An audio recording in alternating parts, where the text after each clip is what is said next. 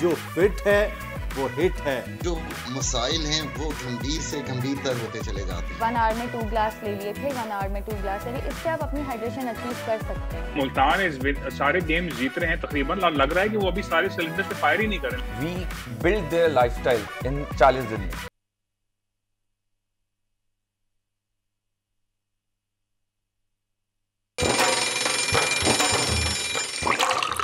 आजकल जिंदगी ही सुबह आउट ऑफ कंट्रोल है, दुनिया बोल है।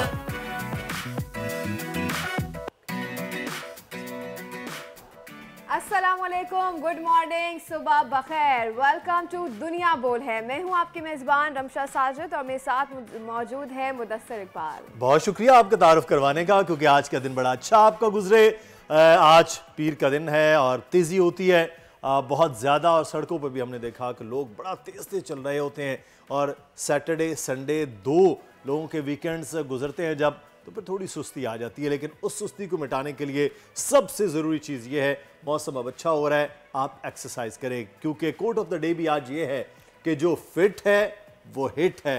आज मोटापे से आगाही का आलमी दिन है। आलमी दिन भी मनाया जा रहा है। बिल्कुल, और हम शुक्र है कि उन मोटे लोगों में शामिल नहीं होते हैं। हाँ, सही बात तो मोटापे का आलमी दिन हर साल 4 मार्च को मनाया जाता है, जिसका मकसद लोगों में मोटापे से मुतालिक आगाही फराहम करना है, ताकि मोटापे के बढ़ते हुए केसेस और इससे पैदा होने वाली बीमारियों को रोका जा सके। मोटापा और ओबेसिटी एक ऐसा मसला है जो कई संगीन बीमारियों को भी जन्म देता है, इसलिए दुनिया से सबसे बड़ा सेहत का बहरान भी समझा जाता है। हर साल 4 मार्च को पूरी दुनिया में मोटापे का आलमी दिन मनाया जाता है, और 2015 में सबसे पहले ये दिन मनाया गया, क्योंकि तेज़ी से हम देख रहे हैं कि जैसे जैसे वक्त बढ़ता जा रहा है वैसे वैसे मोटापे की शरह में भी इजाफा होता जा रहा है। इस हवाले से लोगों में आगाही फैलाई भी जा सकती है, और फैलाना भी बहुत ज़रूरी है, क्योंकि हम देखते हैं मुदस्सिर कि आजकल जो कम उम्र बच्चे उनमें मोटापे की शरह बढ़ती जा रही है। बिल्कुल, और हम ये देखते हैं स्कूल के बच्चे तरह तरह पेट बढ़ गया, मोटे मोटे हो गए हैं। तो यहाँ ज़रूरी है कि आप खाने पीने में भी एहतियात, एक्सरसाइज में एहतियात, लाइफस्टाइल को तब्दील करेंगे तो यकीनी तौर पर सेहतमंद भी रहेंगे, और तमाम तर बीमारियों से बचना भी ज़रूरी है। अच्छा, पेरेंट्स का किरदार भी इसमें काफ़ी अहमियत का हामिल है कि वो अपने बच्चों को गाइड करें कि क्या हेल्दी है, क्या अनहेल्दी है। फास्ट फूड और जंक फूड, दोनों तरह के फूड्स जो हैं शायद वो भी नुकसानदेह होते हैं। आगे बढ़ते हैं और बड़ी खबर की जानिब बढ़ेंगी, और आज की बड़ी खबर यह है, शहबाज शरीफ एक बार फिर मुल्क के वजीर आजम मुंतखब। आज हल्फ उठाएंगे मईशत समेत ढेरों चैलेंजेस सामने खड़े हैं। नए वजीर आजम के लिए वजारत उस्मा फूलों की सेज से ज्यादा कांटों भरी राह दिखाई दे रही है। हुकूमत इत्तेहाद की तमाम तर कोशिशें बेकार, मौलाना फजलुर रहमान के इंतखाबी नताइज से मुतालिक तहफ़्फ़ुज़ात बरकरार, फिर भी पार्लियामान में बैठने को तैयार। पुराने इत्तेहादियों के लिए मौलाना की अपोजिशन कितनी सख्त होगी, जानेंगे आज के प्रोग्राम में। मोटापा तमाम तर बीमारियों की जड़ है। दुनिया भर में आज मोटापे से आगाही का दिन मनाया जा रहा है। लोग मोटापे से कैसे छुटकारा हासिल कर सकते हैं, आज आपको बताएंगे। साले हौसला बाकमाल, स्विमिंग से लेकर हाथी की सवारी तक सब कर लेती हैं। एबटाबाद से ताल्लुक़ रखने वाली दादी नंबर 1 आज दुनिया बोल है की मेहमान होंगी। तो जनाब, आज बड़ा ज़बरदस्त किस्म का प्रोग्राम होने वाला है, ज़बरदस्त किस्म के मेहमान हैं। बहुत सी ऐसी चीज़ें हैं जो आप जानना भी चाहते हैं, सीखना भी चाहते हैं, क्योंकि मोटापा तो एक नॉर्मल सी एक चीज़ हो गई है। अब कहते हैं यार कोई मसला नहीं, हर बंदा ही चौथा बंदा मोटा नज़र आ रहा है, उस पर भी, और अगर फिट रहे तो आप 70 साल में भी तमाम तर एडवेंचर कर सकते हैं, इस पर भी बात होगी। लेकिन इस वक्त पाकिस्तान में सबसे बड़ी आज की जो खबर है वो है प्राइम मिनिस्टर। बिल्कुल, शहबाज शरीफ मुल्क के 24वें वजीर आजम बन गए। शहबाज शरीफ ने 201 वोट हासिल किए हैं। सुन्नी इत्तेहाद कौंसिल के उमर अयूब के हिस्से में 92 वोट आए हैं। शहबाज शरीफ को इस बार भी शदीद मुआशी मसाइल का सामना होगा, और सबसे बड़ा चैलेंज मुआशी सूरत हाल को संभालना होगा। डॉक्टर खाकान नजीब साहब इस वक्त हमारे साथ मौजूद हैं, माहिर मुआशियात। डॉक्टर साहब, बहुत शुक्रिया आपके वक्त का, गुड मॉर्निंग। डॉक्टर साहब, सबसे पहले तो आपसे ये जानना चाहेंगे कि शहबाज शरीफ की जो वजारत उज़्मा है वो आते ही एक खासा मुश्किल काम उन पर आन पड़ा है, क्योंकि पहले भी मईशत वैसी थी। अब 16 महीने की हुकूमत उनकी और अब की हुकूमत में क्या फ़र्क होगा? क्या अब ज़्यादा आसान है या मामलात मुश्किल होंगे कदरे? बिस्मिल्लाहिर्रहमानिर्रहीम। चूंकि पाकिस्तान के हम फंडामेंटल मसाइल को तो हल कर नहीं पाते, तो जो मसाइल हैं वो गंभीर से गंभीरतर होते चले जाते हैं। इसलिए हम हर आने वाली हुकूमत में ये कहते हैं कि मुल्क बड़े नाजुक दौर से गुजर रहा है। ये बात इस तरह सही है कि अगर आप पीछे चले जाएं तो बहुत बड़ा मालियाती खसारा होता था, अब उससे बड़ा मालियाती खसारा है। अब ये हालत हो गई है कि हम डेट के पैसे देने के लिए भी बोरो करते हैं, यानी कि इस दफ़ा जो डेट हमने देना है, जो मार्कअप हमने देना है, वो 8300 अरब रुपया है। हमारी कुल आमदन जो है फेडरल गवर्नमेंट की वो 7300 बिलियन रुपीस होगी। 1000 अरब रुपया आप बोरो करेंगे तो ये देंगे, बाकी everything else is on borrowed money. तो गो बैक 4-5 ईयर्स तो हम कम से कम मार्कअप दे रहे थे, कुछ और पैसे हमारे पास आ जाते थे फेडरल गवर्नमेंट में, और एक गवर्नमेंट चल रही थी। सो जब लोग ये कहते हैं कि मुल्क एक नाजुक दौर से गुजर रहा है, तो मतलब ये है कि वो जो नाजुक दौर है वो बदतरीन होता चला जा रहा है। ये एक हकीकत है, पर मसला ये है कि हम इन चीज़ों का अदराक नहीं करते और इन चीज़ों पर खुलकर गुफ्तगू नहीं करते। हम सतही गुफ्तगू करते हैं और उस सतही गुफ्तगू की वजह से जो फंडामेंटल मसाइल हैं वो वहीं रह जाते हैं। अब सबसे बड़ा काम जो इस वक्त वज़ीर आज़म पाकिस्तान की नई आने वाली गवर्नमेंट का है वो ये है कि क्या उनके पास कोई कॉम्पिटेंट टीम है। और मैं टीम से ये नहीं कहता कि एक वज़ीर ख़जाना है, एक वज़ीर एनर्जी है। देखिए, ये तो वज़रा होने ही चाहिए, ये पॉलिटिकल सेटअप्स हैं, पर पाकिस्तान के पास क्या वो एस्टैब्लिशमेंट का पैराफिनेलिया है और फिर वो टेक्नोक्रेसी है। जो ये एक मसला जो मैंने आपके सामने रखना है, सबसे बड़ा मसला पाकिस्तान का ये है कि इस वक्त जो वफाकी फेडरल फिस्कल फ्रेमवर्क है उसको दुरुस्त किस तरह करना है। ये जो हम एक खसारे की हुकूमत चला रहे हैं, इस खसारे की हुकूमत का खसारा किस तरह कम करना है। इसमें टैक्सेस का रिफॉर्म भी है और एक्सपेंडिचर का रिफॉर्म भी है। यहाँ से तो शुरू करें अपना पहला दिन। अगर ये नहीं करेंगे तो everything else is not going to get sorted, because ये जड़ है हर चीज़ की। IMF पे जाने की जड़ भी यही है, बिकॉज इसी की वजह से बैरूनी खसारे होते हैं, इसी की वजह से हमारी जो सख्त है अपने मुल्क को चलाने की वो नहीं है और हमें बैरूनी बोरो करना पड़ता है। सो लेट्स सी कि इस पे वो क्या हिकमत अमली रखते हैं। मेरा ख्याल है कि आज तक कोई सीरियस एफर्ट टैक्स रिफॉर्म का नहीं हुआ। एक ही एफर्ट कर लें, वो ये है कि अगले 6 महीने साल में कोई ऐसा प्लान बना लें अपने एक्सपर्ट्स को कह के कि FBR का पॉलिसी एडमिनिस्ट्रेटिव डिजिटाइजेशन ऑटोमेशन का रिफॉर्म क्या है। एक्सपेंडिचर की मद में ऑस्टेरिटी नहीं, मतलब मैं 10 ऑस्टेरिटी कमिटीज़ देख चुका हूँ जो बिल्कुल किसी काम की नहीं होती और कुछ डिलीवर नहीं करती। एक्सपेंडिचर के रिफॉर्म का मतलब पेंशन का रिफॉर्म है, डेट का रिफॉर्म है, पाकिस्तान के PSDP का रिफॉर्म है, पाकिस्तान के बजटिंग का रिफॉर्म है, पाकिस्तान की टारगेटेड सब्सिडी का रिफॉर्म है। यार let's get serious about doing जो फंडामेंटल काम होने वाले हैं। नहीं करेंगे तो बहुत डिफिकल्टी में रहेंगे। लेकिन डॉक्टर साहब, हमने ये देखा कि माजी में 16 महीने में तो बहरहाल वो कह रहे थे हमारे पास टाइम भी कम था, उसमें भी हम कॉस्मेटिक किस्म की चीज़ें तो देखी हैं, लेकिन वो रिफॉर्म्स की जानिब बढ़ना या उस पर काम होना वो नहीं देखा। तो अब जो आप कह रहे हैं, हमने माजी में इसाक डार साहब या मुस्लिम नून की हुकूमत को देखा, वो कॉस्मेटिक पे तो बड़ा ज़्यादा जोर देते हैं, लेकिन रिफॉर्म्स में तो अनफॉर्चुनेट कोई भी हुकूमत हो उनका माजी में भी नज़र नहीं आया कि काम हो। क्योंकि कॉस्मेटिक चेंजेस के हम ऑस्टेरिटी कमेटी बना देते हैं, हर आने वाली हुकूमत बना देती है, उससे कुछ भी नहीं निकलता। बात यह है कि असल तो बात यह है कि एक्सपेंडिचर का रिफॉर्म होना चाहिए। अब एक्सपेंडिचर का रिफॉर्म जो है वो तो हार्ड वर्क मांगता है कि पाकिस्तान की पूरी डोमेस्टिक डेट और इंटरनेशनल डेट जो है, जो ग्लोबल डेट हम डॉलर्स में होल्ड कर रहे हैं, यूरोस में होल्ड कर रहे हैं, जब जापानीज़ करेंसी में होल्ड कर रहे हैं, इस सारे का करना क्या है, मल्टीलैटरल से कैसे गुफ्तगू करनी है, पाकिस्तान की बायलैटरल से कैसे गुफ्तगू करनी है, कमर्शियल डेट को कैसे संभालना है, मैच्योरिटीज़ को कैसे तब्दील करना है। जब मैं ये गुफ्तगू आपसे करता हूँ तो आप भी कहेंगे यार ये तो बड़े मुश्किल काम आप बता रहे हैं। दुरुस्त, और मुश्किल काम करने के लिए मुश्किल सी टीम लानी पड़ती है, जो टीम आपके सामने खड़ी हो कि कैसे के ये गाड़ियों को रोकना, ये पेपर रोकना, ये ऑपरेशनल काम छोटे छोटे जो ये मुल्क को नहीं निकालेंगे। आप सारी सिविल सर्विसेज का रिफॉर्म करना चाहते हैं तो पहले तो मोनेटाइज कीजिए सारी सिविल सर्विसेज को, ताकि हमें मालूम तो हो कि what is anyone taking home. यही एक बहुत बड़ा रिफॉर्म है।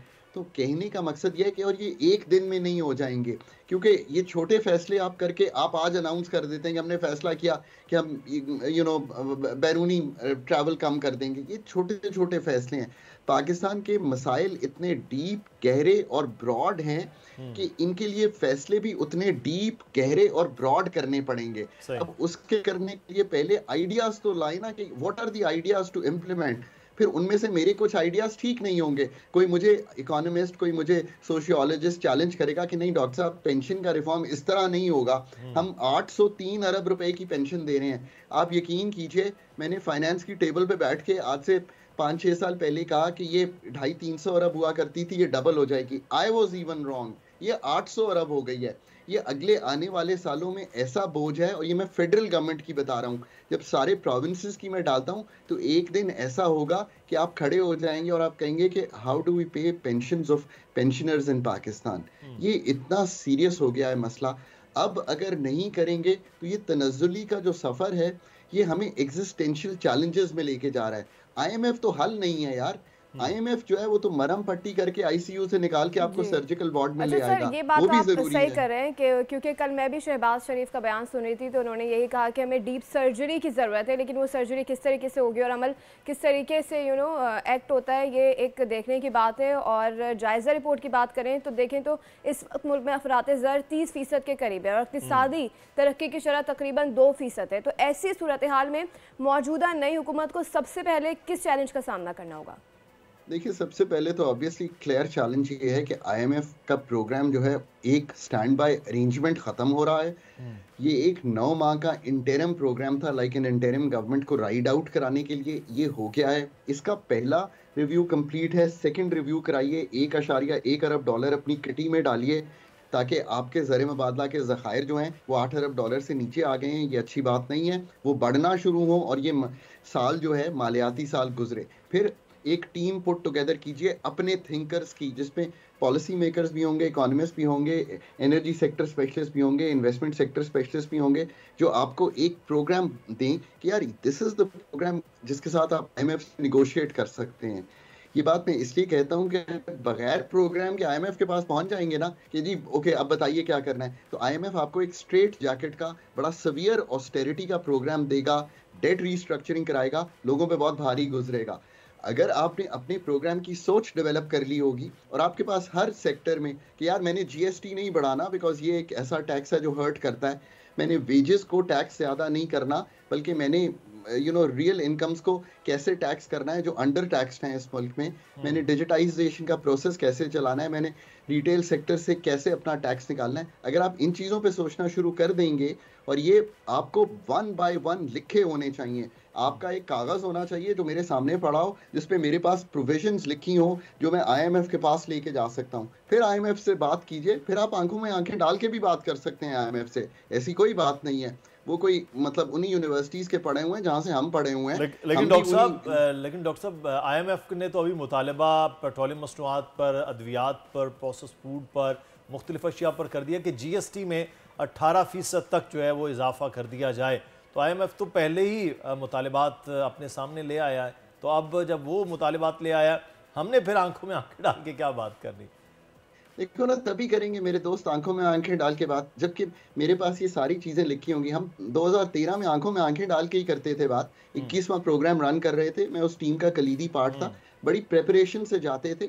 और जैसे ये सारी चीज़ें, लेट से आप आईएमएफ हैं, आपने मेरे सामने ये सारी चीज़ें रख दी, तो पहले तो मुझे इसका काउंटर आर्ग्यूमेंट देना होगा कि जहाँ मेरी इन्फ्लेशन इतनी चढ़ रही है ऊपर और चल रही है, कंसिस्टेंट है, परसिस्टेंट है, और मेरी जो लोग हैं वो सतह गुर्बत से गिर रहे हैं, तो मैं जीएसटी कैसे बढ़ा दूं इस मुल्क में? ये कोई अच्छी बात नहीं है। मैं क्या चाहता हूं कि मेरी जो सेल्स हैं वो कम हो? मैं ये नहीं चाहता। तो जब मैं ये नहीं चाहता तो here is my proposal to you कि मैं 200 अरब रुपया कहाँ से लाऊंगा, और वो ऐसा होगा कि वो जो लोग इनफॉर्मल इकोनॉमी में अनटैक्सड है मैं वहाँ से लाऊंगा। ये तो मैं एक प्रपोजल आपके सामने रख रहा हूँ, मैं ऐसी कई प्रपोजल्स, मैं ऐसी 10 प्रपोजल्स आपके सामने रख सकता हूँ। Real estate, retail, wholesale, Pakistan की इमूवेबल प्रॉपर्टी, पाकिस्तान की जो एग्रीकल्चर इनकम टैक्स है, टैक्स गैप्स हैं 50% के, कहीं कहीं इससे भी ज़्यादा हैं। जब मैं ये सामने बातें रखूंगा तो क्या आईएमएफ मुझे ये कहेगा कि नहीं नहीं डॉक्टर साहब आप तो बड़ी गलत बात कर रहे हैं, आप कह रहे हैं डायरेक्ट टैक्स लेना शुरू कर दो। So be very very well prepared. If you go in an IMF program और उसमें आपकी प्रिपरेशन ठीक ना हो तो यकीन रखिए कि वो प्रोग्राम या तो चलेगा नहीं, और चलेगा तो बहुत भारी पड़ेगा। लेट मी से वन थिंग जो मैं बहुत समझाना चाहता हूँ, it is not an IMF programme. Please मेरी ये नेशन को समझना है, पॉलिसी मेकर्स को समझना है। मैं हर मुल्क को ये कहता हूँ, पाकिस्तान को भी, it is a country owned programme supported by an extended fund facility of the IMF। जब आप ये सोचेंगे तो आप बताइए फिर प्रोग्राम क्या है आपका।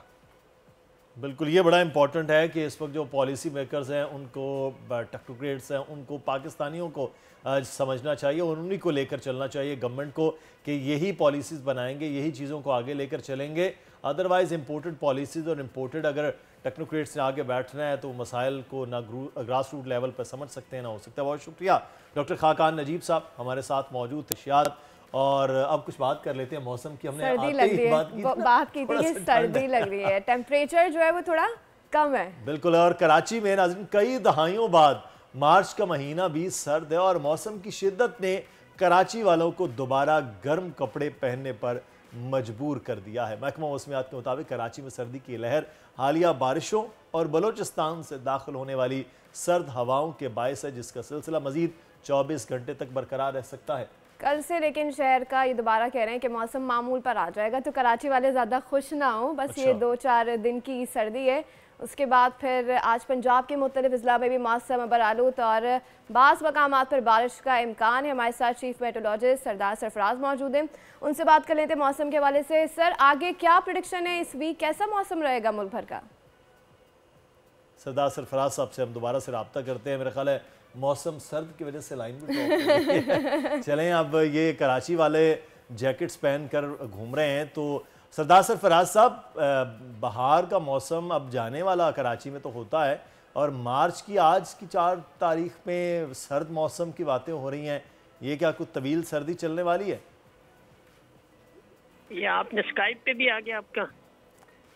सरदार सरफराज साहब, आपको आवाज़ आ रही है? जी जी जी आ रही है, मैं स्काइप पे आपका आ रही है? जी जी जी बिल्कुल बिल्कुल सरदार साहब, हम चाह रहे थे दू बदू हो जाएं आपसे, ताकि कुछ बात ऐसी हो कि आप भी सामने हम भी सामने हो, तो फिर मौसम का अहवाल जाना जाए कि बलूचिस्तान और फिर सिंध के मुख्तलिफ अजला हैं वहाँ पर ये सिलसिला शुरू हो गया है सर्दी का। सरदार साहब, तो कराची क्या सर्द रहने वाला है अगले आने वाले वीक में? जी बहुत शुक्रिया। देखिए, इतनी कोई लंबी सर्दी नहीं है ये। असल में जो वेव गुजरी है ना, बारिश और बर्फबारी उधर बलूचिस्तान में भी हुई है और मुल्क के शुमाली इलाकों में भी, आपको पता है पिछले 4-5 दिन से बड़ी तेज़ बारिश और अच्छी स्नोफॉल हुई है।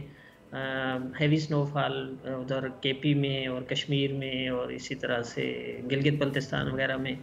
तो जब भी जो बारिश बरसाने वाली हवाएं होती हैं ना, वेव रेनफॉल और उसके स्नोफॉल के बाद जब वो पास ऑन हो जाती है तो उसके बाद अमूमन कोल्ड एयर फॉलो करती है। तो वही कोल्ड एयर आई हुई है इस वक्त मुल्क पूरे पे, एक तरह से शुमाली यानी साइबेरियन हवाओं ने रुख किया हुआ है, तो उसकी वजह से ठंड ज़्यादा बढ़ गई है और कराची तक पे उसके असरात हैं। लेकिन कराची और सिंध पे से तो अगले 2 दिन में कम हो जाएगी, बलूचिस्तान में अलबत्ता रहेगी और इसी तरह से शुमाली इलाका जात में भी रहेगी। सरदार साहब, कम होकर क्या कोई गर्मी के मामलात हो जाएंगे, या जिसे हम बहार का मौसम कहते हैं, कहाँ तक रहेगा ये टेम्परेचर जो है? नहीं, इतनी गर्मी फिलहाल नहीं है। मार्च का ये पहले जो 15 मार्च तक ना एटलीस्ट मौसम अच्छा रहेगा। उसकी वजह ये है कि एक और स्पेल बारिशों का बलूचिस्तान में दाखिल होगा कल। वो तो इतना कोई बहुत ज़्यादा हैवी तो नहीं दिखाई देता, लेकिन 2 दिन का एक और स्पेल है 5 और 6 मार्च को बलूचिस्तान में, और फिर वही वेव फैलती हुई मुल्क के बलाई हिस्सों तक भी जाएगी। तो कहीं हल्की कहीं दरमियानी इस तरह की बारिश है 2 या 3 दिन अगले फिर, और फिर 9 या 10 मार्च को एक और स्पेल है जो बलूचिस्तान में वही गवादर वगैरह के एरिया में दाखिल होगा। तो इसका मतलब ये है कि अभी गर्मी के आसार नहीं होंगे, यानी मिड ऑफ मार्च तक कोई गर्मी ऐसी खास नहीं है ना कराची में ना किसी दूसरी जगह में, बल्कि अच्छा मौसम होगा। और जाहिर है कि जब सरदार साहब, ये बहार का जितना भी टाइम पीरियड है वो अब पाकिस्तान में हम देख रहे हैं कि साल साल कम होता जा रहा है, तो ये क्या क्लाइमेट चेंज के असरात हैं? किसी हद तक कह सकते हैं आप क्लाइमेट चेंज के असरात की वजह से, यानी वो जो बहार का मौसम कम हो जाता है और सर्दियों का यानी इस दफ़ा सर्दी पहले तो इतनी नहीं रही, लेकिन अब जो पैदर पे बारिशों का स्पेल आए हैं 2-3 इसमें फरवरी में भी और फिर मार्च के शुरू के दिनों में भी, तो उसकी वजह से सर्दी की आप कह सकते हैं कि दोबारा एक तरह से आमद हो गई है और अब बाहर थोड़ा सा डिले लगती है, लेकिन मे बी कि मार्च के आखिरी हफ्ते से फिर गर्मी पड़ना शुरू हो जाए। अच्छा। तो इसलिए इसका दौरानिया सुकड़ गया है पहले के मुकाबले में, कम हो गया है। सही। अच्छा सरदार साहब, ये आखिरी वीक है, आगे रमज़ान मुबारक का आगाज़ होने जा रहा है, तो क्या रमज़ान के कोई पहले कोई 10-15 दिन आप समझते हैं कि मौसम कराची में स्पेशली बेहतर रहेगा और बाकी सिंध और बलूचिस्तान जहां आप देखते हैं मौसम के मामलात को, वहां कैसा रहेगा? देखिए, उम्मीद है कि पहला अशरा तो अच्छा गुजरेगा। उसकी वजह मैंने आपको बताई कि 2 स्पेल तो 15 मार्च से पहले पहले बारिश के 2 स्पेल हैं, और फिर हो सकता है कि अगले 4-5 दिन यानी 14-15 मार्च से लेकर 20-21 मार्च तक ड्राई स्पेल रहे, लेकिन आखिरी हफ्ते में या आखिरी अशरे में मार्च के एक आध स्पेल और एक्सपेक्ट कर सकते हैं हम। तो इस लिहाज से मार्च के जो शुरू के दिन होंगे वो तो मतलब ये जो मौसम चल रहा है इसी की वजह से बेहतर होगा, गर्मी नहीं होगी, और आगे भी एक आध स्पेल और आ गया तो पूरा मार्च उम्मीद है कि अच्छा जाएगा। अगर डिपेंड करता है कि अगर आखिरी अशरे में भी एक स्पेल बारिश का हो गया तो ये बारिशें बड़ी तादाद में बारिशें का स्पेल है कि फसलों के हवाले से ख़ासतौर पर बलूचिस्तान और सिंध के वो इलाके जहाँ ज़राअत का मामला बड़ा अहम है, तो ये बारिशें कैसी होंगी? देखिए, सिंध में लकीली कोई इतनी बहुत ज़्यादा बारिश नहीं हुई, अच्छा। हल्की फुल्की हुई है, और यहाँ गंदम की फसल तकरीबन तैयार है। कई जगहों में तो उसकी कटाई शायद शुरू होने को है, और नहीं तो मार्च के बकिया जो दिन है इसमें शुरू हो जाती है।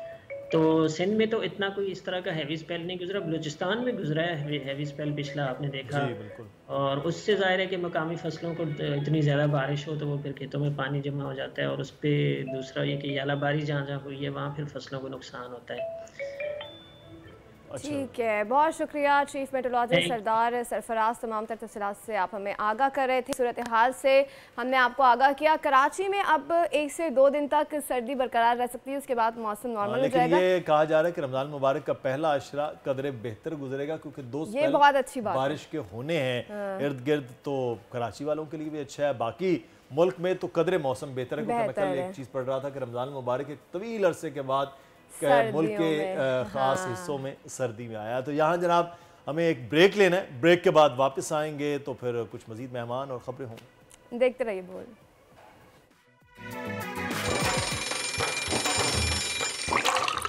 आजकल जिंदगी ही सुबह आउट ऑफ कंट्रोल है, दुनिया बोल है, दुनिया बोल है।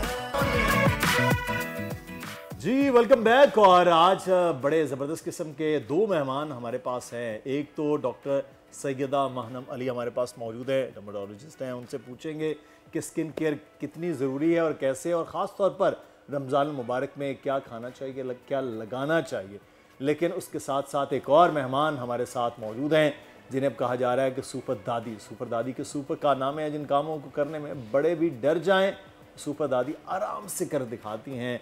स्विमिंग है और उसके साथ साथ राइडिंग है, बहुत कुछ है। एबटाबाद से ताल्लुक़ रखने वाली एडवेंचर दादी निगत आलम, जिनके कारनामे सोशल मीडिया पर इस वक्त काफ़ी वायरल हो रहे हैं। जनाब, ये वो तमाम काम जिससे आप डर रहे होते हैं और सोच रहे होते हैं कि मैं करूं या ना करूं, वो तो निगत आलम से बिल्कुल मैं तो डरा जब, और साथ मेरे इर्द गिर्द वालों ने और डराया तो मैं डर गया।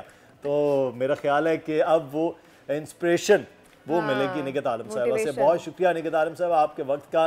ये जो मैं आपके कुछ इंटरव्यूज़ भी देख रहा था सोशल मीडिया पे कि बचपन से आपको इस किस्म के एडवेंचर्स पसंद थे, लेकिन वो बचपन से लेके 55 तक का तो चलें ठीक है, लेकिन अब आपकी उम्र तकरीबन 70 के करीब है, अब तक भी आप कर रही होती हैं। डर, खौफ, थकन, कोई चीज़ आड़े नहीं आती? नहीं, अल्हम्दुलिल्लाह मुझे किसी चीज़ से डर नहीं लगता। जब मैं जो भी मैं करना चाह रही होती हूँ, जब मैं वो करती हूँ तो मुझे बस एक अल्लाह से डर लगता है और बाकी मैं अल्लाह ही का नाम लेके शुरू करती हूँ। मैं कहती हूँ वो मुझे इस जो मेरा है शौक इसको पूरा करेगा।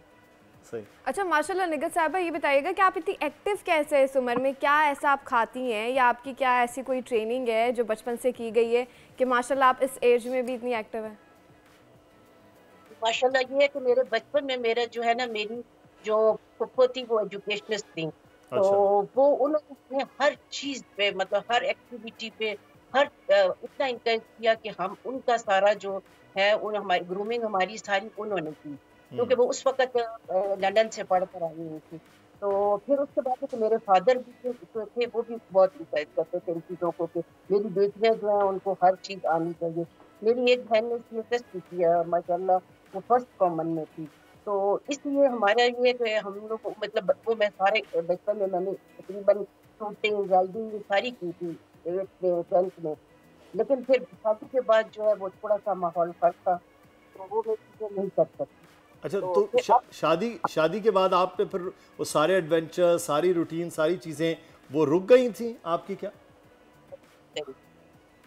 मुझे रीडिंग का, मुझे निटिंग का, पेंटिंग का, मुझे हर चीज का बहुत शौक था, लेकिन ये है कि वो मुझे अलाउ नहीं थी कि मैं करती। आपको पता है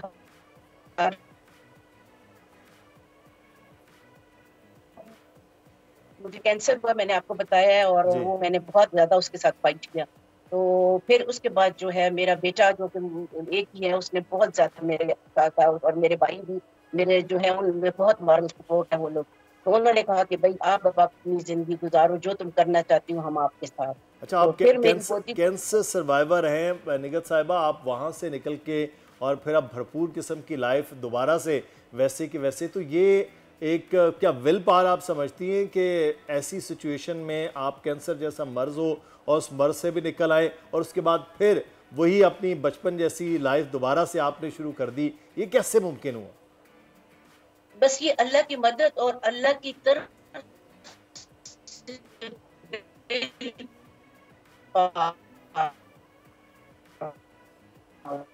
निगत साहब, बस मेरे ख्याल में राब्ता हमारा थोड़ा सा स्काइप के जरिए मुश्किल हो रहा है, उनकी आवाज़ हम तक नहीं पहुंच रही। हम दोबारा से राब्ता करते हैं कि ताकि आपकी ये बातें उन लोगों के लिए जो समझते हैं इस भरी जवानी में कि मुश्किल हो रहा है, हम काम नहीं कुछ कर पा रहे हैं, वो निगत आलम साहबा को देखें तो मेरा ख्याल है कि लाइफ का जो एक रुख है ना वो पूरे का पूरा चेंज हो सकता है।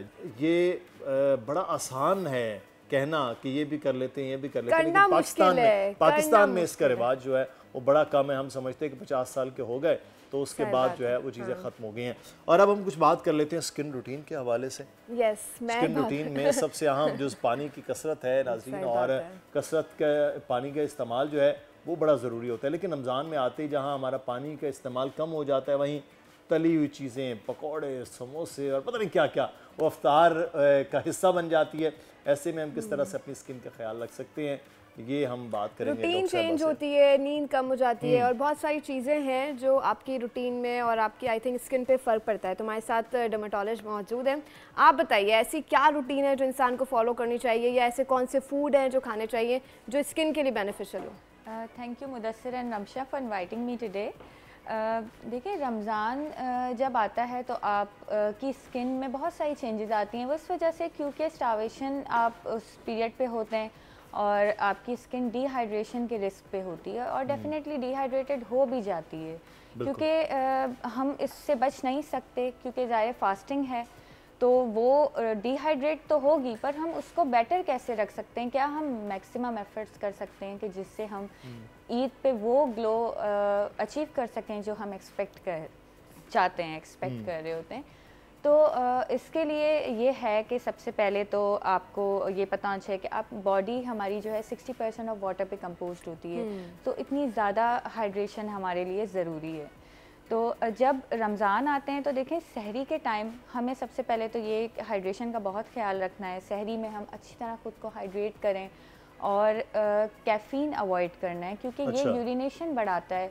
कैफ़ीन अब जैसे कॉफ़ी में होता है, टी में होता है, तो ये आप अवॉइड करें। तो सारा दिन बगैर चाय कॉफ़ी के कैसे रहेंगे लोग? अब ये बात देखें, जब सहरी बंद हो रही होती है ना, तो उस टाइम आप ना पिएं लास्ट मोमेंट पे, पर 2 घंटे पहले सहरी से पी लें। आप वो तो सायरन बज रहा होता है, तो लोग इतना एक्स्ट्रा पानी पी लेते हैं। ये भी होता है। हाँ, तो ये कैफ़ीन उस टाइम आप अवॉइड करें, 2 घंटे 1 घंटे पहले पी लें, तो इससे ये होगा कि आपकी hydration through out the day बेहतर रहेगी।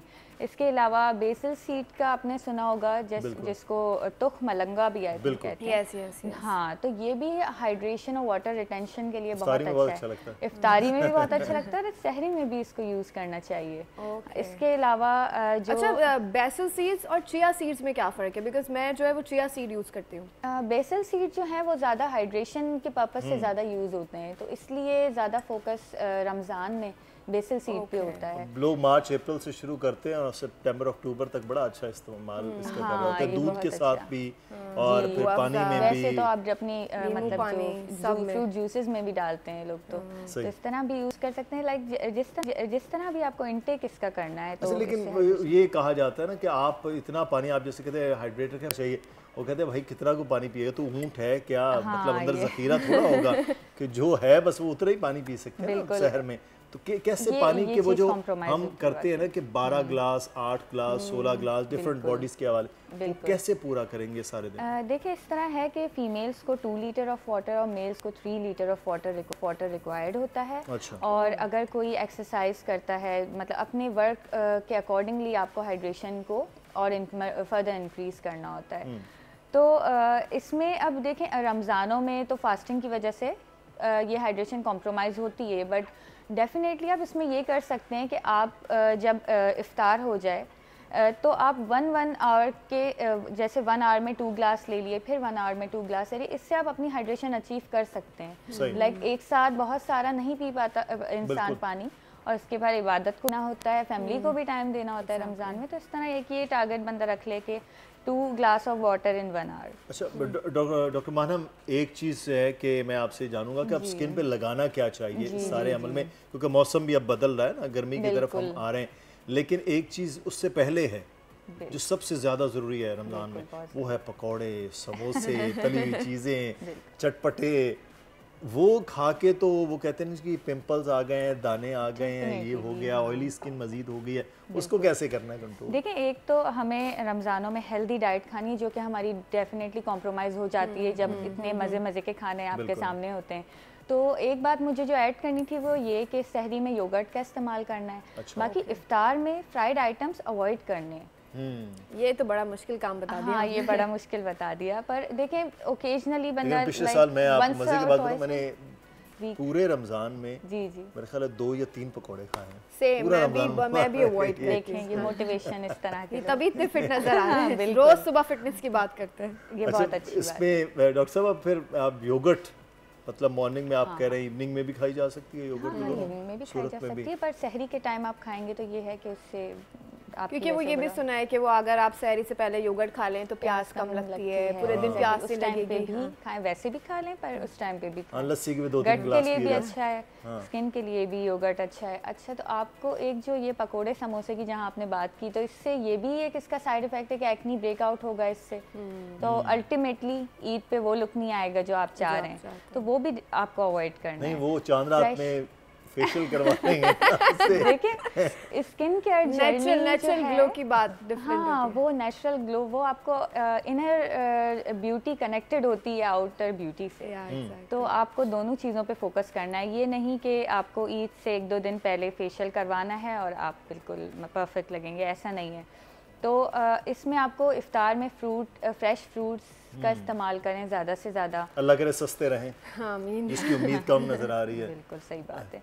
तो फ्रेश फ्रूट्स का इस्तेमाल ज़्यादा, फ्राइड आइटम्स अवॉइड करें, और अब हाइड्रेशन इफ्तार के टाइम भी अच्छी रखें। अच्छा, इसके अलावा आपने बात की थी जी, मैं वो सवाल करता हूँ, लेकिन मैं एक चीज़ एक्सपीरियंस शेयर कर दूँ अपने नाज़रीन के साथ कि मैंने एक चीज़ थोड़ा सीखी अभी जब फिटनेस पे थोड़ा ज़्यादा तवज्जो दी, कि आप जब आपके पास खाना ढेर सारा हो खाने को, या बफे में या जहाँ भी, तो आप आसान तरीका ये है कि आप जो हेल्दी फूड है वो मैक्सिमम खा लें, ज़्यादा से ज़्यादा हेल्दी फूड खा लें। तब आपके पेट में, आपकी नीयत में, आपकी तबीयत में गुंजाइश नहीं रहती है अनहेल्दी फूड खाने का। तब आप अगर 1-2 चीज़ें ले भी लें तो उसके असरात वो नहीं होंगे कि आप प्लेट भर के पकौड़े या समोसे या तली हुई ऐसी कोई भी चीज़ें अनहेल्दी खा रहे हो। तो ये है कि पहले ही आप इतना ज़्यादा वो खा लें, फ्रूट्स जैसे आपने बताया, योगर्ट आप बता रहे हैं, वो जो पहले उसमें खा लेना, यही मोटिवेशन चाहिए उसके हमको। पहले उसमें हम ज़्यादा पहले अनहेल्दी की तरफ जाते हैं, उसके बाद अच्छा ये खा लेंगे, तो उस तरफ होता है अनहेल्दी बात खा लेंगे। अच्छा, अब ये बताएं कि ऐसे कौन से प्रोडक्ट्स हैं या ऐसी क्या चीज़ है जो स्किन पे लगानी चाहिए रमजानों में ताकि स्किन ग्लो करती रहे? मौसम बदल रहा है ना, मौसम भी बदल रहा है। गर्म और सर्द। रमजानों में हमारा स्लीपिंग आवर्स भी चेंज हो जाता है, तो इस तरह स्किन केयर रूटीन पे भी थोड़ा डिफरेंस आता है। और एक बात जो मैंने मेंशन की थी कि आपकी स्किन भी डिहाइड्रेटेड हो जाती है रमज़ानों में, तो उस वजह से भी स्किन केयर में आपको कुछ चेंजेस अपने करने पड़ती हैं। अब देखें, अगर आप अक्सर लोग वैसे ये होता है कि इफ्तार सहरी करके सो रहे होते हैं, ठीक है, तो इस पर भी हमें फोकस करने की ज़रूरत है कि अगर आप सहरी से पहले सो रहे हैं तो आप अपना night time skin care routine पहले कर लें, और फिर सहरी पे फेस वॉश आप कर भी रहे हैं तो डजंट मैटर, 5-6 घंटे अगर लगी रही है स्किन केयर तो। और अगर आप सहरी के बाद सो रहे हैं तो आप सहरी करके फिर स्किन केयर लगा लें अपनी। अच्छा, हाँ, अब कुछ लोगों का तो सहर से इफ्तार के दरमियान सोना ही होता है। हाँ एग्जैक्टली, तभी मैंने कहा वो जो जब आप सो रहे हैं आप अपना पीएम स्किन केयर रूटीन कर लें, ठीक है, फिर डे टाइमिंग में आप अपना मॉर्निंग स्किन केयर रूटीन करें। इसमें अब जब स्किन डिहाइड्रेटेड रमज़ानों में ज़्यादा रह रही है तो आप हाइलुरोनिक एसिड का इस्तेमाल करें ताकि स्किन की हाइड्रेशन मेंटेन रहे। इसके अलावा जो है अगर आप विटामिन सी, नाइसिनामाइड यूज़ करते हैं, अल्फा-आर्बिटन यूज़ करते हैं तो वो आप कंटिन्यू रखेंगे, उसमें कोई हर्ज नहीं है वो, क्योंकि आपकी स्किन को डिहाइड्रेट नहीं करते। तो आप उसको कंटिन्यू कर सकते हैं। इसके साथ आप सिरामाइड्स and hyaluronic acid based moisturisers का इंतखाब करें। तो ये आपकी स्किन को, जैसे मार्केट में काफ़ी ज़्यादा सीटाफिल, सिरावेस नाम से आ रहे हैं, विजिजेल का भी मॉइस्चराइज़र अच्छा है, तो आप ये मॉर्निंग स्किन केयर रूटीन में आपको बता रही हूँ। आप सिरामाइड बेस्ड मॉइस्चराइज़र लगाएं, देन उसके ऊपर 2-3 मिनट बाद सन ब्लॉक लगा लें मॉर्निंग। ये आपका डॉक्टर साहब सन ब्लॉक बताएं कि सन ब्लॉक ऐसा कौन सा बेस्ट है, किस कंपनी का, कि ये लेकिन हम प्रोडक्ट अब बता नहीं सकते ना, हम देखें ना मार्केटिंग हो जाएगी, लेकिन क्या चीज़ उसमें होनी चाहिए, क्या चीज़ होनी चाहिए। हाँ देखें, सन ब्लॉक जो है फिजिकल सन ब्लॉक्स होते हैं, केमिकल सन ब्लॉक्स भी होते हैं। तो अगर कोई पेशेंट एलर्जिक है केमिकल से तो वो केमिकल सन ब्लॉक नहीं लगा सकता, पर अगर एक नॉर्मल जो नॉन एलर्जिक पेशेंट लोग हैं उनकी बात करें हम, तो वो physical and chemical combine mix वाला। अब हमारे प्रोड्यूसर साहब ने इजाजत दे दी है, वो कह रहे हैं कि प्रोडक्ट का भी बता सकते हैं। अब ये फिजिकल और केमिकल दोनों अगर जो आप चीज़ बताएंगे कि लोगों की स्किन के हिसाब से वो आप बता दीजिए। देखिए, अब स्किन टाइप के अकॉर्डिंगली सन ब्लॉक होता है, तो इसमें आपको जो है अगर मैं बात करूं जो नॉर्मल टू ड्राई स्किन के लिए फिजियोजेल का AI सनस्क्रीन काफ़ी ज़्यादा अच्छा है। इसके अलावा ला रोश पोसे का टिंटेड सनस्क्रीन है, वो भी काफ़ी अच्छे हैं।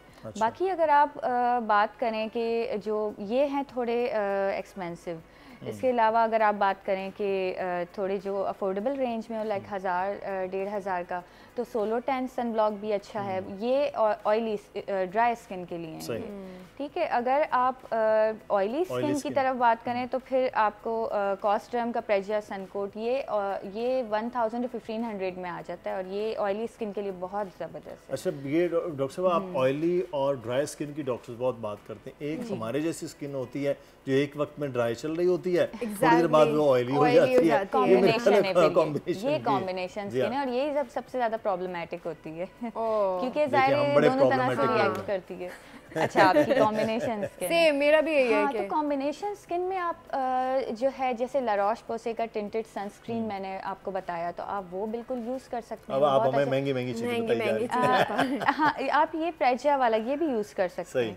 हाँ, और UV स्टेट सन ब्लॉक आता है, वो भी यूज़ कर सकते हैं आप कॉम्बिनेशन स्किन के लिए, बहुत अच्छा। फिजियोजेल लाइक 3000 इसकी कॉस्ट है, तो आप अच्छा डॉक्टर साहब, अमूमी तौर पर तो लोग जो हैं वो कम उतना वज़ू के साथ होते हैं, लेकिन रमज़ान मुबारक में कम से कम 5 से 6-7 बार वज़ू चल रहा होता है। उससे अब कुछ इलाकों में, हमारे जो सर्द इलाके हैं वहाँ पर जो देखने वाले हैं मौसम सर्द है। अभी हमारे यहाँ थोड़ी मौसम बहार और बहार से गर्मी की तरफ रमज़ान मुबारक होगा, तो ये बार बार जब ड्राइनेस हो जाती है टांगों पे भी, हाथों पे, पाँव पे भी, तो क्या वहाँ पर क्या इस्तेमाल?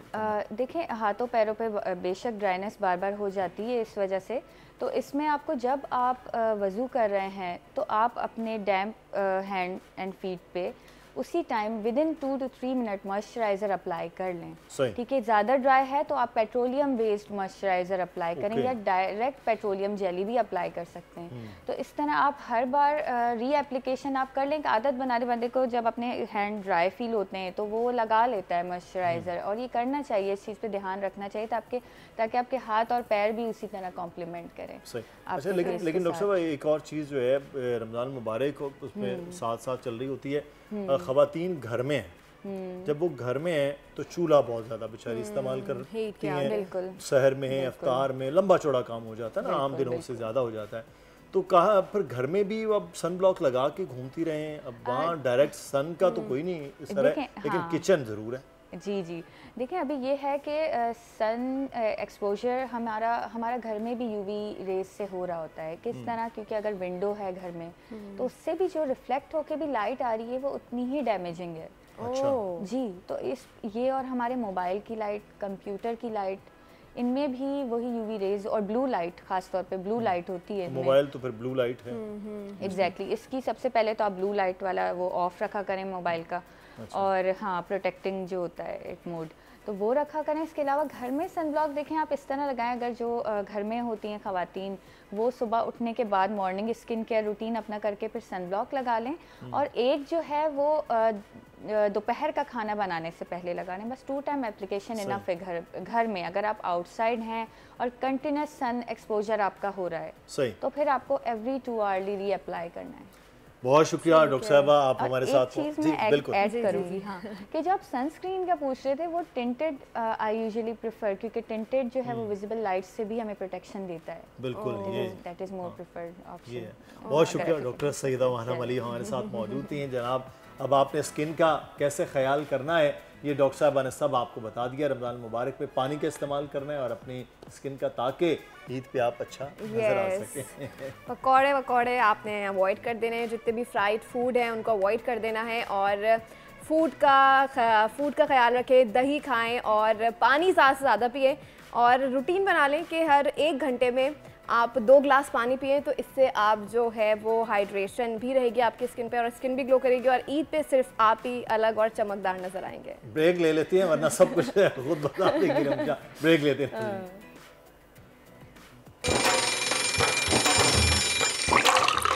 आजकल सबकी ही सुबह आउट ऑफ कंट्रोल है, दुनिया बोल है, दुनिया बोल है। वेलकम बैक, दुनिया बोल है में आपको खुशामदीद कहेंगे। और कुछ सियासी मामलात के हवाले से बात करें तो जमीयत उलमा इस्लाम फजलुर रहमान ग्रुप ने कल असम्बली इजलास में शिरकत की, लेकिन एक साथ ख़ास तौर पर यह मामला सामने आया कि तमाम अरकान ऐन उस वक्त असम्बली हॉल से बाहर चले गए जब वजारत उज़्मा के लिए वोटिंग का आगाज़ होने वाला था।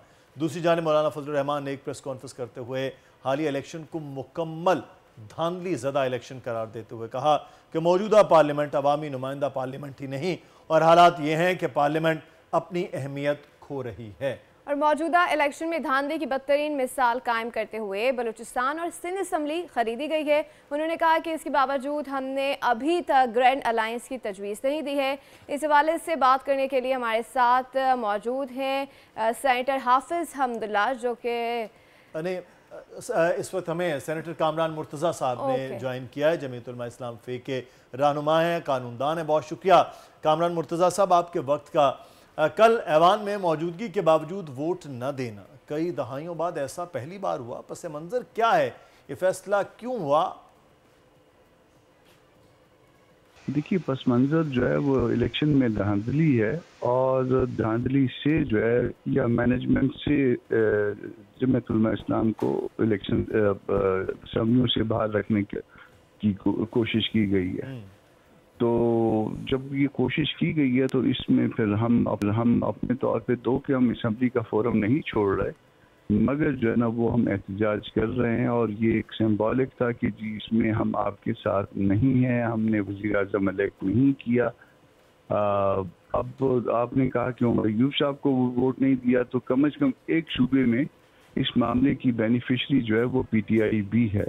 तो हमने फिर फैसला ये किया कि किसी भी पार्टी को वोट न दिया जाए, क्योंकि ये एक तनकीद हम पे आ रही है कि जी वो तो वहाँ पे तो अगर आपका एलिगेशन है या आपका जो भी क्लेम है वो PTI के अगेंस्ट है, दो कि हमारा क्लेम जो है वह सुबह खैबर पख्तूनख्वा में भी है, मगर हमारा बुनियादी क्लेम जो है वो इस्टेब्लिशमेंट के खिलाफ है, और 3 सूबों में कम अज़ कम है, 3 सूबों में हमारे मैंडेट को चोरी किया गया।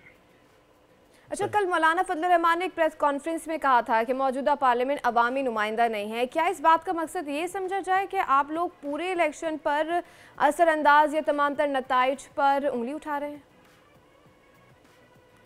हमें इस हवाले से कोई शक नहीं है, और अगर किसी को शक है, कोई हमारे एलिगेशन को डिस्प्यूट करता है, और आज चूंकि शहबाज शरीफ साहब ने मुफाहमत की बात की है, तो एक बात पे मुफाहमत मुमकिन है, और वो मुमकिन मुफाहमत इस बात पे है कि वो एक सर्टन जो है ना वो परसेंटेज के साथ हल्के खुलवा दिए जाएं, वहाँ आदत हो जाए। अगर हमारी बात दुरुस्त थी तो इलेक्शन अंडू हो जाए, और अगर हमारी बात गलत थी तो हम आके आराम से जो है असम्बलियों में बैठ जाए और एहतजाज का इरादा तर्क कर देंगे।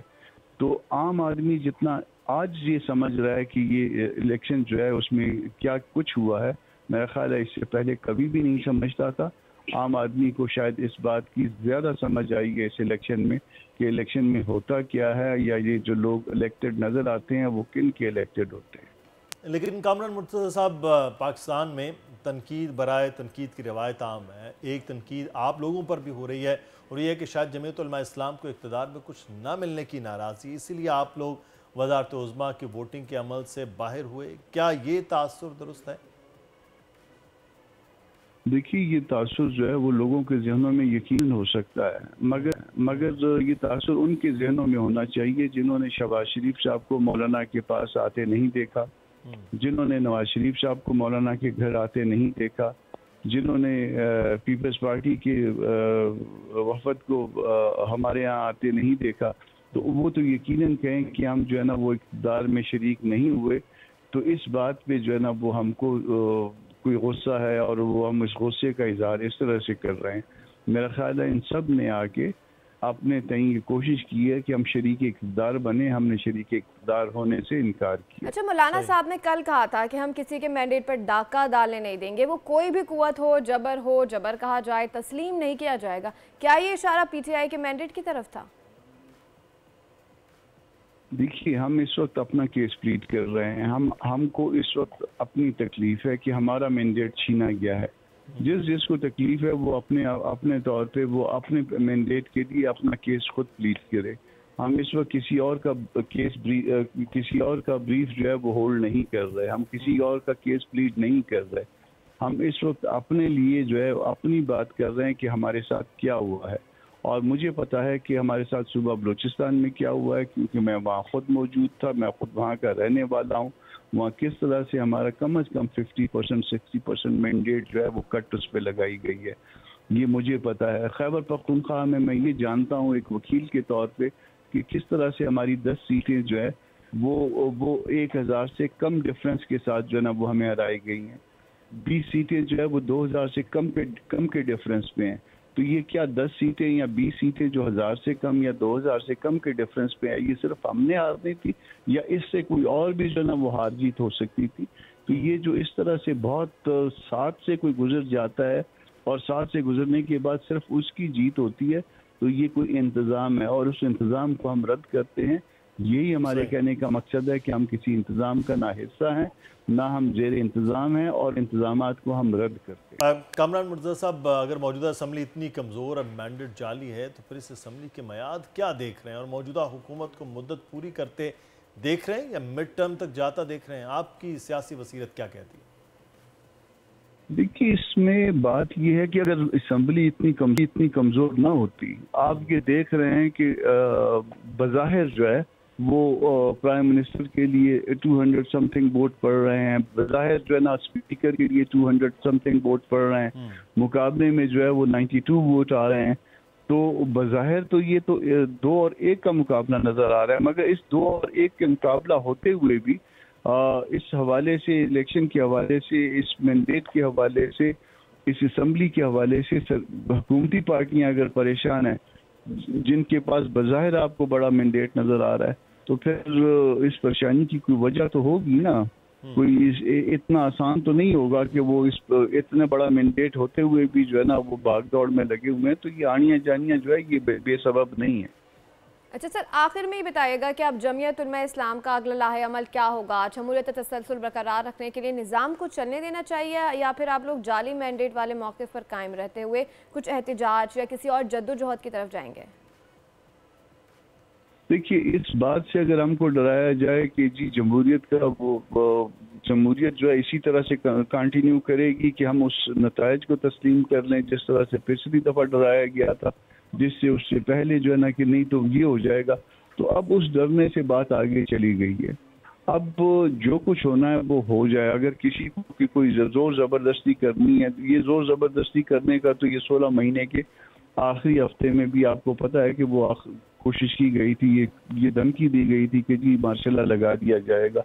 तो जिसने जो करना है वो कर ले। इस वक्त जो है मेरा ख्याल है कि ये जदोजहद जो है अपने आखिरी दौर में आ गई है और इसमें कोई भी फैसला हो जाएगा। और अगर कोई भी फैसला होगा वो जाहिर है उसको माना जाएगा। फिर बहुत कामरान मुर्तज़ा आप हमारे साथ मौजूद थे, जमीयत उलमा इस्लाम फ़ेक के रहनुमा। और अब देखना ये कि JUIF अब क्या अगला लाहे अमल इख्तियार करती है, क्योंकि बलूचिस्तान में खासी सीट्स थीं लेकिन मामला आगे नहीं बढ़ पाए। KPK में वो कह रहे हैं कि तकरीबन 20 सीटें ऐसी हैं जहाँ पर 2000 और 10 सीटें ऐसी हैं जहाँ पर 1000 के मार्जिन से उन्हें शिकस्त दी गई है या शिकस्त दिलवाई गई है। अब इसमें हकीकत क्या है, क्या मामलात हैं, इलेक्शन ट्रिब्यूनल में मामलात जाते हैं क्या, लेकिन बहरहाल तिजोरियों के मुंह, उनका मौक़िफ़ यही है, तिजोरियों के मुंह खोल दिए गए। नहीं, हाँ, बस कुछ ना कुछ तो अब चल रहा है। और अब क्या हुआ है वो अब फैसले तो अदालतों ने करने हैं, इलेक्शन कमीशन ने करने हैं। लेकिन एक चीज़ बड़ी बिल्कुल मुख्तलिफ नज़र आ रही है। मौलाना फजलुर रहमान जिनका भरपूर साथ रहा पिछली हुकूमतों में सिवाय PTI के, वो अब हुकूमत का हिस्सा नहीं है, नाराज़ है इस सारे सिस्टम को लेकर। अब देखना होगा कि आगे का लाएअमल कहाँ जाता है और क्या होता है। उन्होंने कल ये बात भी मैं देख रही थी, उन्होंने कहा कि मैं तो इस स्पेसिफिक बंदे को वोट देना चाहता हूँ लेकिन मेरी पार्टी नहीं चाहती। मतलब अब मौलाना का मौक़िफ़ जो है वो चेंज हो गया है। हाँ, लेकिन पार्टी बहरहाल वो कह रहे हैं जी कि पार्टी अगर नहीं चाहती, उन्होंने कहा कि हमारी कोई ज़ाती नाराज़गी नहीं है किसी के साथ। और अब वो वज़ीर आज़म का हो गया है इंतखाब और उसके बाद सदारती इंतखाब होने वाला है। और अब बात कर लेते हैं कुछ कल के मैच की। बहुत ही ज़बरदस्त मैच हुआ और कराची किंग्स को एक बार फिर शिकस्त का सामना रहा है। PSL सुपर लीग के सुपर मुकाबले जारी हैं और कराची को शिकस्त देकर मुल्तान सुल्तान्स पहले प्लेऑफ मरहले में पहुंचने वाली पहली टीम बन गई है।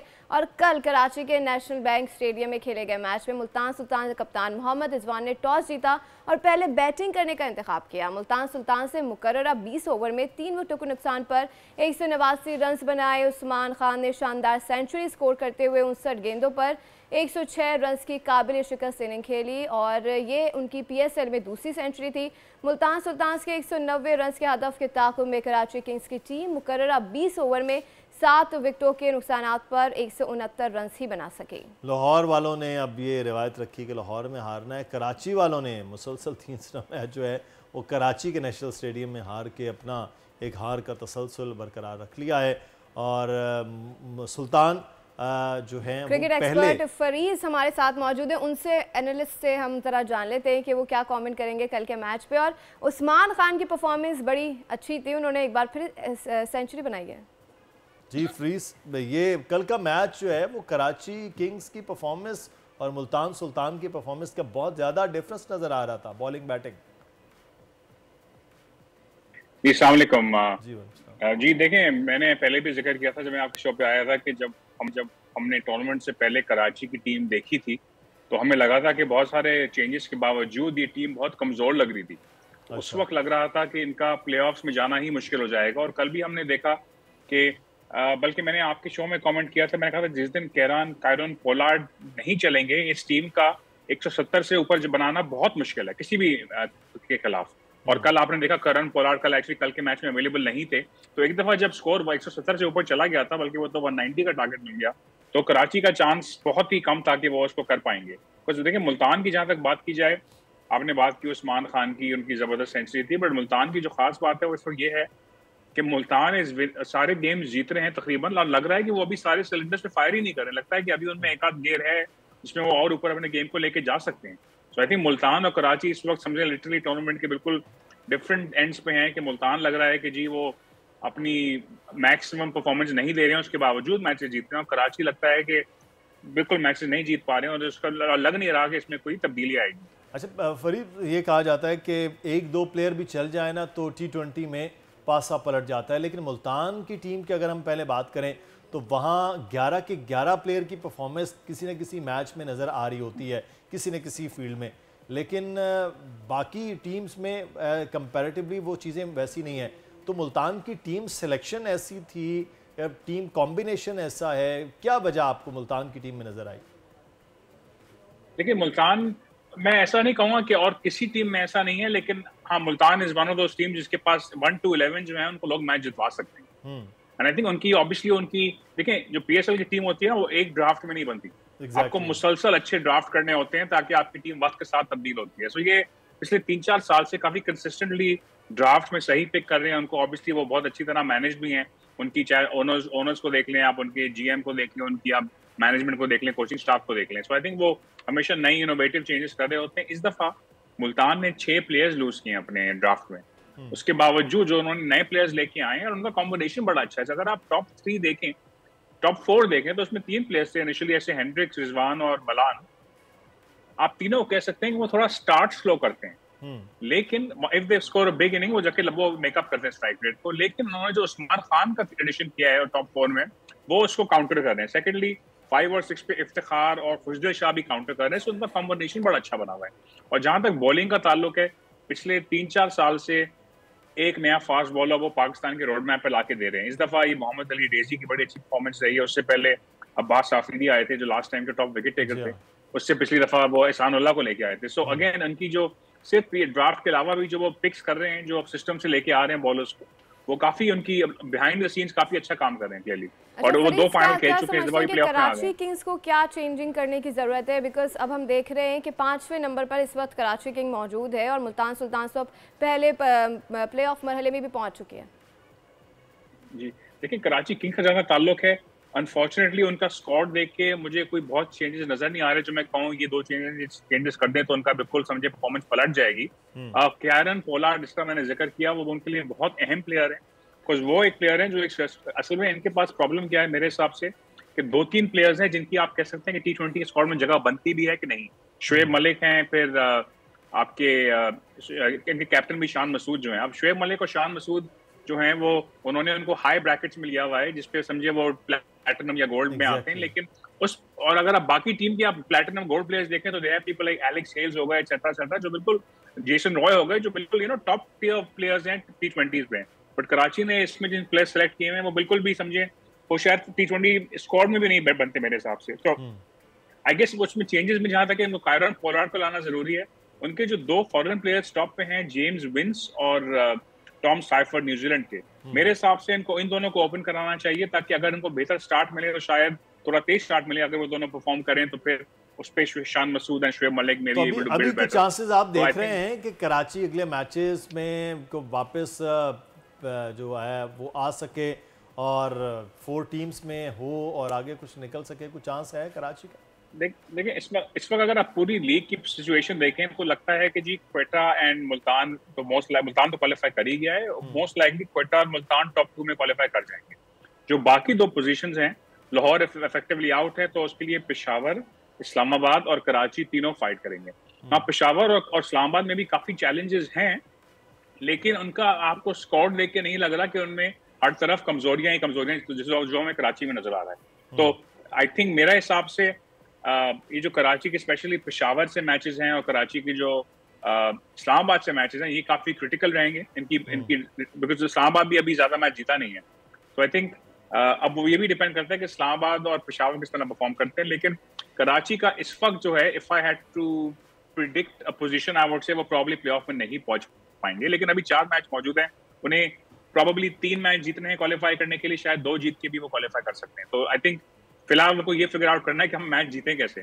सो I would say like I said, I would change the opening combination. एक उनके पास अंडर 19 के स्पिनर हैं अरफात मिनास के नाम से, जो अभी अंडर 19 में थोड़े अनप्रूवन है, लेकिन मैं nothing is working, I would like to try him and see वो किस तरह परफॉर्म करते हैं। अच्छा फरीज, एक चीज़ मैं आपसे जानना चाहूँगा, पिंडी की पिच पे हमने देखा बड़ा हाई स्कोरिंग मैच होता है हमेशा की तरह, वो टेस्ट हो, वनडे हो, वहाँ वो डेड पिच कहलाती है। कराची में एक तरफ 190 हो रहा है, दूसरी तरफ शायद उस तरह से बड़ा स्कोर नहीं हो रहा। तो कराची की पिच कराची की टीम के लिए सपोर्टिव नहीं थी या क्या चक्कर है? और यहाँ ये स्कोर आप समझते हैं कि बस ये 190 195 ही हाई स्कोरिंग होगा? देखिए आई थिंक कराची में भी 190, पहली चीज ये कि 190 is not a low scoring pitch, 190 is a very high score in T20। पिंडी तो खैर अलग ही एक्सट्रीम है, कि पिंडी तो खैर 200 से ऊपर बनते हैं और वो चेज भी हो जाते हैं कई बार, तो पिंडी में तो आपको बहुत हाई स्कोरिंग मैचेस नजर आएंगे। इफ एनीथिंग कराची को शायद पिंडी टाइप कंडीशन इसलिए सूट करें बिकॉज उनकी जो बैटिंग काफी कमजोर है, एक्सप्लोसिव नहीं नजर आ रही, तो शायद वहां पे वो भी थोड़ा बड़ा स्कोर कर लें। लेकिन बिकॉज कराची सारे मैचेस कराची में ही खेल रहा है, तो आई थिंक अगेन इसमें मैं पिच को थोड़ा सा ब्लेम करना थोड़ा अनफेयर होगा। क्या समझते हैं मेरे जहन में ऐसी कोई पिच है नहीं जिसमें कराची हमारे सामने ऐसा कौन सा टैलेंट है जो निकल के आ रहा है कि हाँ भाई हम इनको अपनी पाकिस्तानी टीम में जगह दे सकते हैं?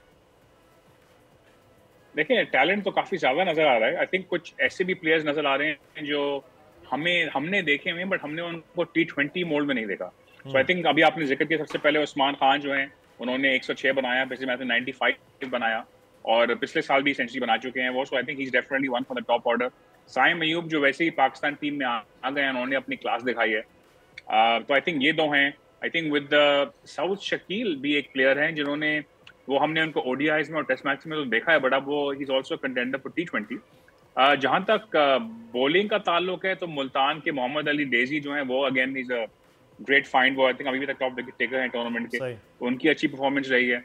नए अच्छे प्लेयर्स हैं, अब देख रहे हैं कि इनको किस तरह से पाकिस्तान की टीम और आगे कैंप्स और चीज़ों में यूज़ किया जाता है। बहुत शुक्रिया, फरीद साहब हमारे साथ मौजूद थे और आज का मैच वो किस तरह से होता है, लेकिन कराची के बहरहाल अभी चांसेस बाकी हैं, कुछ चांसेस बाकी आ जाए तो अगर डट के मुकाबला करते हैं तो। और यहाँ पर एक ब्रेक लेते हैं ना, ब्रेक के बाद वापस आएंगे तो फिर कुछ मजीद बात देखते रहिए दुनिया बोल।